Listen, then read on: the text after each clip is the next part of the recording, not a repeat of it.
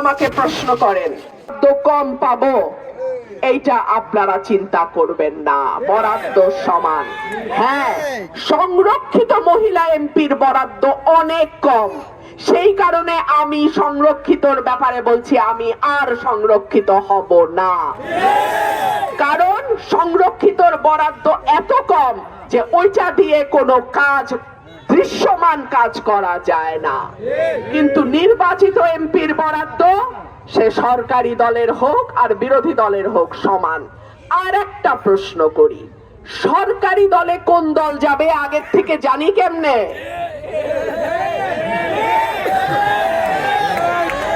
এটা কি হাসিনার পাতানো নির্বাচন যে আগে আগেই জানি সরকারে কোন দল যাবে? কথাবার্তা সাবধানে কইেন, একদিকে কথা কইবেন আরেকদিকে ধরা খাইবেন। তো কথাবার্তা যত কম তত ভালো।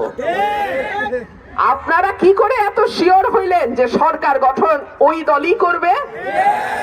অন্য দলও তো সরকার গঠন করতে পারে, তখন আপনাদের কি অবস্থা হবে ওইটা আগে চিন্তা করেন। যাই হোক, আমার কথা পরিষ্কার, আমি চুরি করব না, আমার চেলা চামুন্ডা চুরি করবে না, আমার হাইকমান্ডেও কিছু দিতে হবে না। সুতরাং আমার মানুষ তাদের জন্য যেই বরাদ্দ আসবে তার পুরাটা তারা পাবে, এইখানে কোন রকম নয় ছয় চলবে না। প্রিয় ভাইরা আমার, অনেকে আছেন প্রবাসে, অত্যন্ত কষ্ট করে আপনারা আমাদের দেশের অর্থনীতিকে টিকিয়ে রাখেন, কিন্তু বাংলাদেশের মাটিতে যখন আসেন তখন আপনারা যথেষ্ট সুযোগ সুবিধা পান না। এমনকি বিদেশে যেতে হলেও আপনাদেরকে নানান রকম হয়রানির মধ্যে পড়তে হয়। ইনশাআল্লাহ, আল্লাহ যদি কবুল করেন, আগামী 12 তারিখ যদি আপনারা আমাকে ভোট দেন, আমার প্রবাসী ভাইরা যারা বিদেশে আছেন এবং যারা যেতে চান, তারা যাতে সহজে কম খরচে দালালের হাতে না পড়ে বৈধ উপায়ে কিছুটা ট্রেনিং নিয়ে দেশের বাইরে যেতে পারেন, আমার এলাকা থেকে ইনশাআল্লাহ সেই ব্যবস্থা আমি করব। একই সঙ্গে আপনার পরিবার যাতে এলাকায় নিরাপদ থাকে, আপনার মা বোন যাতে পরিবার সহ এলাকায় নিরাপদ থাকে, ইনশাআল্লাহ সেই দায়িত্ব আমার।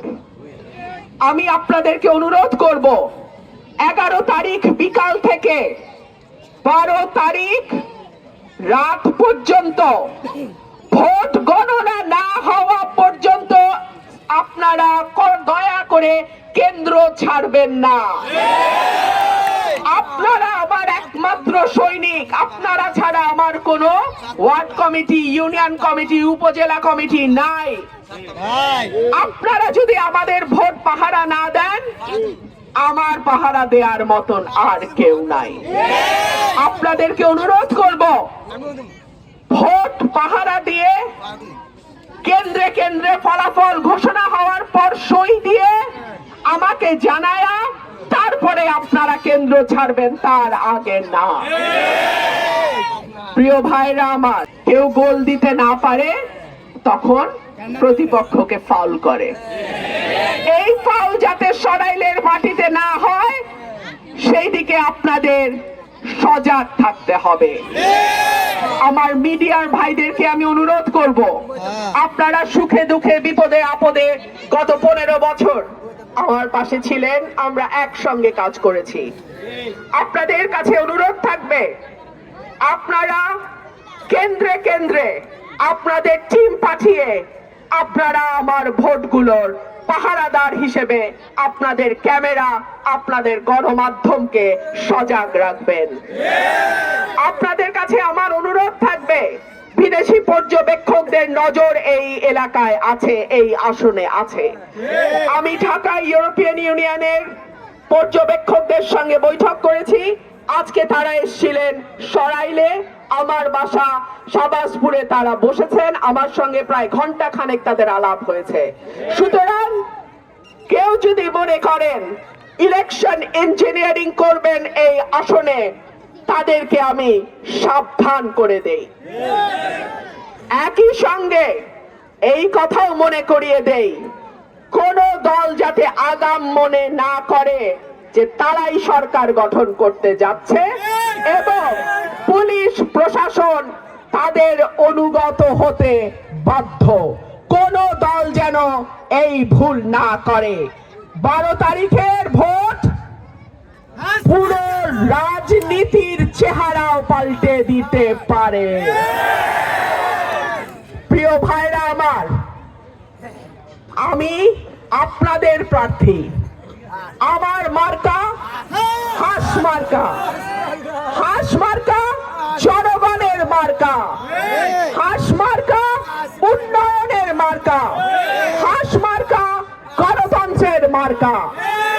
হাঁস মার্কা সাহসের মার্কা। হাঁস মার্কা সততার মার্কা। হাঁস মার্কা অন্যায়ের বিরুদ্ধে একা হলেও দাঁড়িয়ে লড়াই করার মার্কা। আপনাদের কাছে অনুরোধ থাকবে,